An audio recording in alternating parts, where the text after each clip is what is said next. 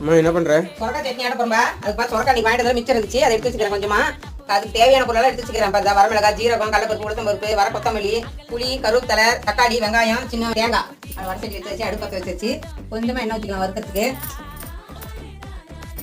கடலைப்பருப்பு, உளுத்தம் பருப்பு, ஜீரகம், வரமிளகாய், கொத்தமல்லி எல்லாமே ஒட்டுக்காவே போட்டுக்கலாம். ஏன்னா வறுக்க தானே போகிறோம், அதனால் ஒட்டுக்காவே போட்டுரும்.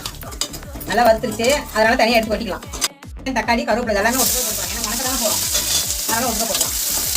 தக்காளி வெங்காயம் பாதி வந்துச்சு, அதில் சொக்காய் போட்டு நல்லா வணக்கிக்கலாம். காய் நல்லா எண்ணெயிலே வணங்கி வச்சுங்க. இப்போ தேங்காயும் கொஞ்சம் புளியும் அதிலே போட்டுக்கலாம். தேங்காய் வணங்கிட்டு அப்படியே வதக்கலாம். போய் நல்லா காய் வெங்காயம் தக்காளி எல்லாமே வதங்கிடுச்சு. எல்லாம் வதக்கி வச்சுங்க. நல்லா காய் தக்காளி எல்லாமே வதங்கி வச்சு நம்ம முன்னே வெங்காயம் இதெல்லாம் போட்டு வணக்கினதெல்லாம் இதிலே கொட்டிக்கலாம்.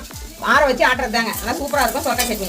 உப்பு போட்டாச்சு, இதுலேயே கொஞ்சமாக போட்டாச்சு. அப்புறம் வேணும் சட்னி சட்னி ஆட்டி வச்சுங்க. சூப்பராக இருக்குது. எண்ணெய் ஊற்றி கடுகு இதெல்லாம் தாளிச்சு ஊட்டிருக்குங்க. 2 வரமிளகாய் போட்டு பெருங்காயத்தூள்லாம் போட்டு சூப்பராக இருக்குங்க. இந்த மாதிரி நீங்களும் செஞ்சு பார்த்து குழந்தைங்களுக்கு கூட கொடுக்கலாம். ஏன்னா காய் போட்டால் எடுத்து வச்சுறாங்க. அதனால இந்த மாதிரி செஞ்சு கொடுத்தீங்கன்னா நல்லா இருக்குங்க. சப்பாத்தி, இட்லிக்கு எல்லாம்